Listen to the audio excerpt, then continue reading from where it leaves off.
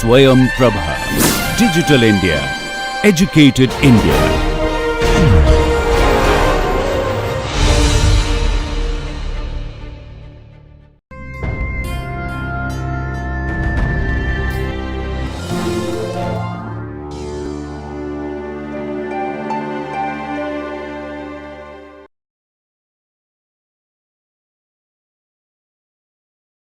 Let's begin with the next topic, which is mass transfer in bioreactors. Now, mass is transferred, we know, under the influence of a concentration gradient in a system, where the driving force is the concentration gradient.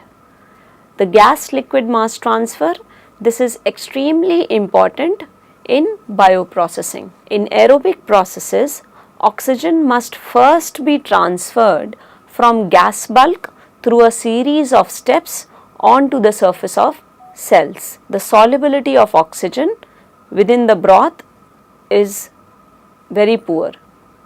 Generally, these broths are aqueous systems and oxygen solubility in aqueous systems is poor.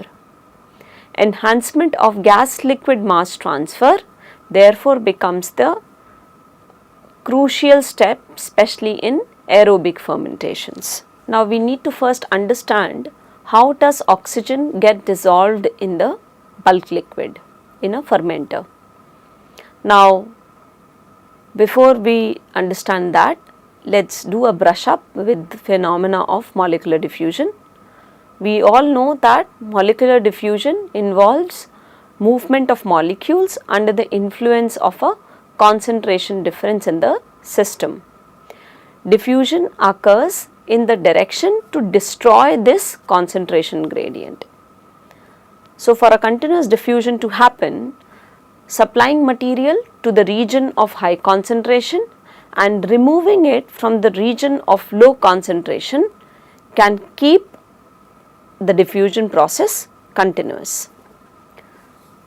This continuous diffusion is which is exploited for mass transfer operations in bioreaction systems. So, in order to quantify mass transfer rates, we will apply Fick's laws of diffusion. We all know what is Fick's law of diffusion as shown on the slide. This is the mass flux and which is related to the concentration gradient, where the coefficient of relationship is your diffusivity.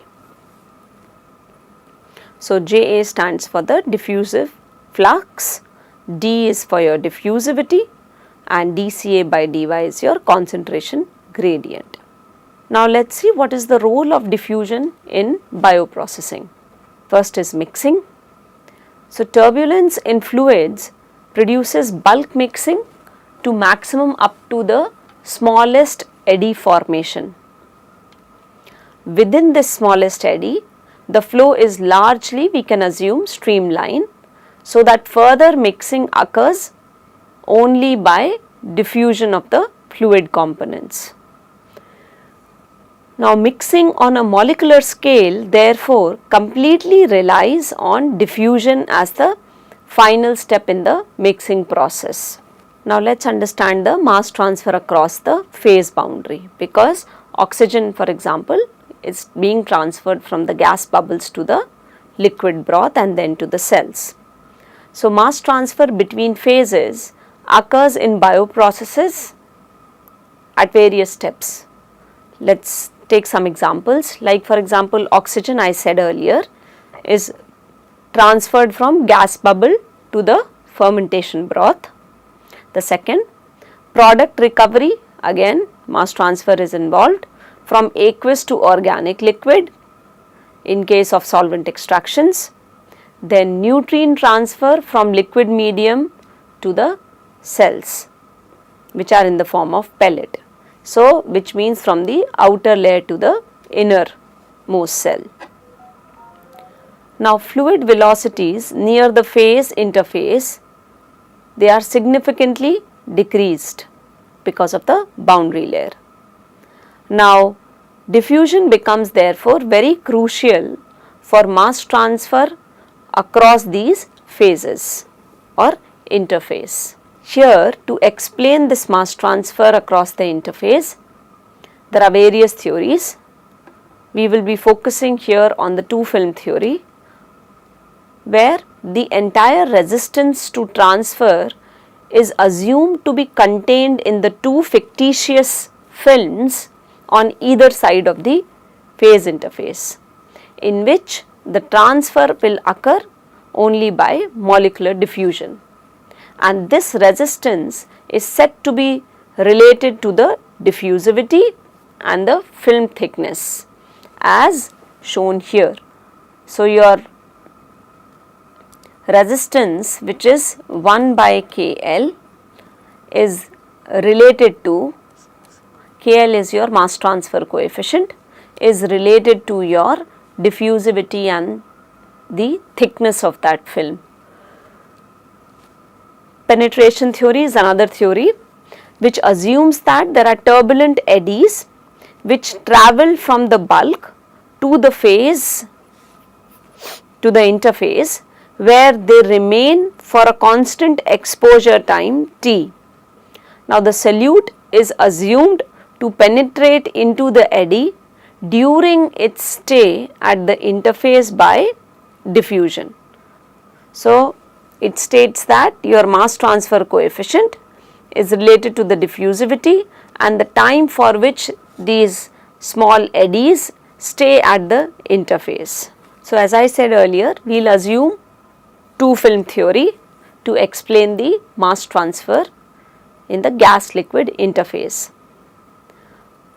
So, to generalize, the rate of mass transfer we know is directly proportional to the driving force for the transfer, and in this case the driving force is the concentration difference.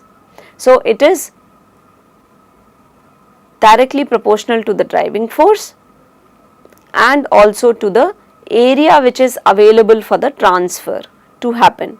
So, your mass transfer rate as given here in the first line is proportional to the transfer area, and the transfer rate is again proportional to the driving force, which is concentration difference here.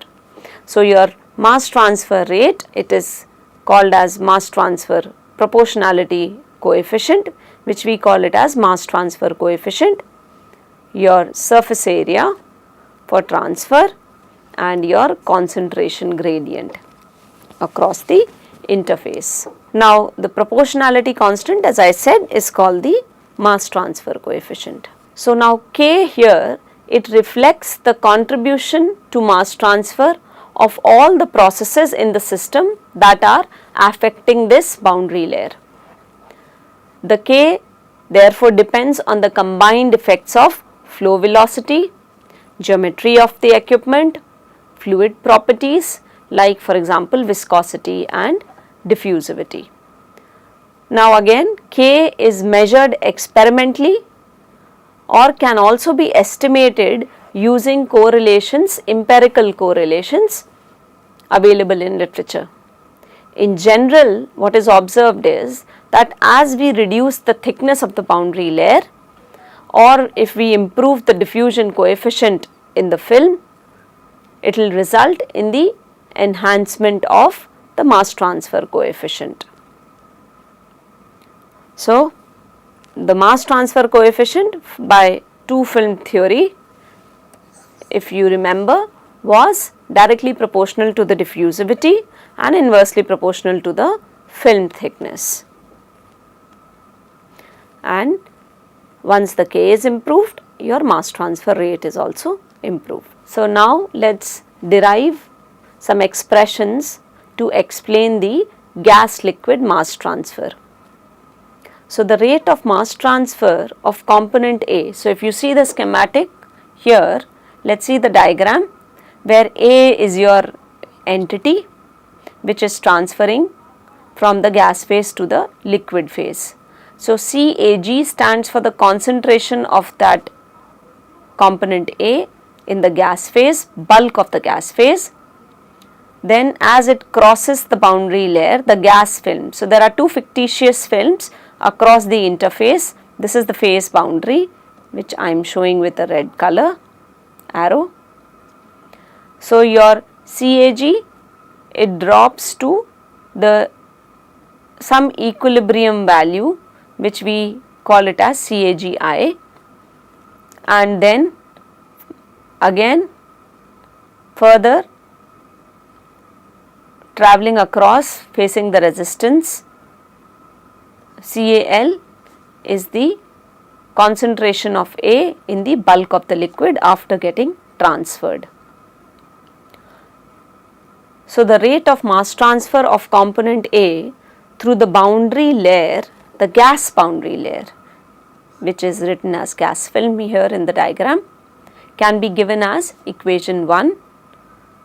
So Kg stands for the mass transfer coefficient of the gas film, Cag is your component A concentration in the gas bulk, and Cagi is the component A concentration at the interface, and capital A is the surface area.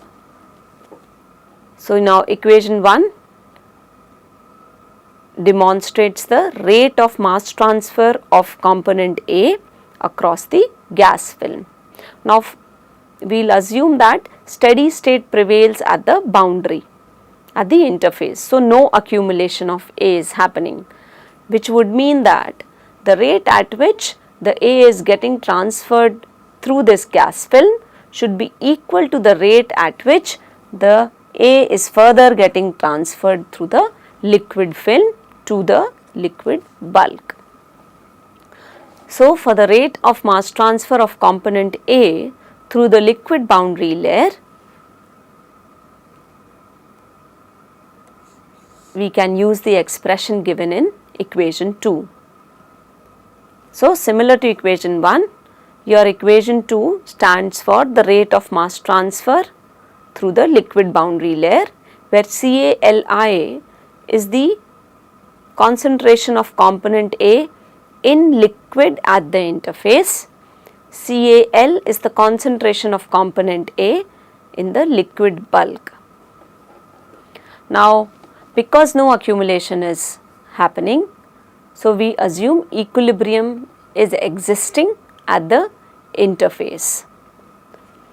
Then we assume that equilibrium is existing, which means that at the interface CAGI, which is the concentration in gas, is related to CALI, which is the concentration of component A in liquid at the interface, by a constant m. They are linearly related.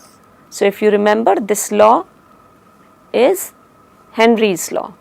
Now equilibrium concentration in the gas phase is a linear function of that in the liquid phase or liquid concentration. So as I said, this is the linear relationship of the equilibrium concentrations. Now we are assuming steady state prevails, so therefore no accumulation of component A at the interface. So this means that component A is transported through phase 1, which is the gas phase here, must be transported through phase 2. So the rate of transfer of through the gas here shown in E4 is equal to the rate of transfer from the liquid. Both should be equal, so have been designated NA. So G and L have been removed as both are equal. So the idea now is, in order to find an expression for this mass transfer of component A, mass transfer rate of component A through the interface, it is very difficult to measure the concentration values, be it in gas or liquid, at the phase boundary.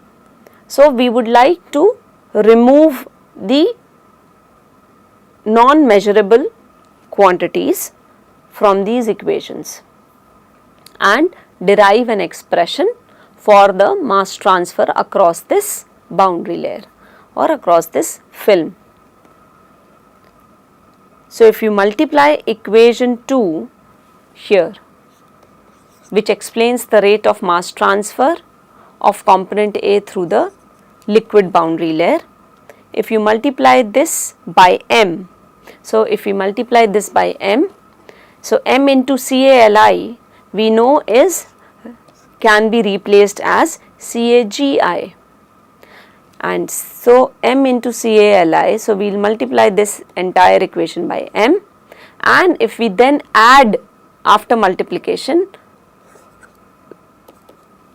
the equation 1, and this is now can be written as Na.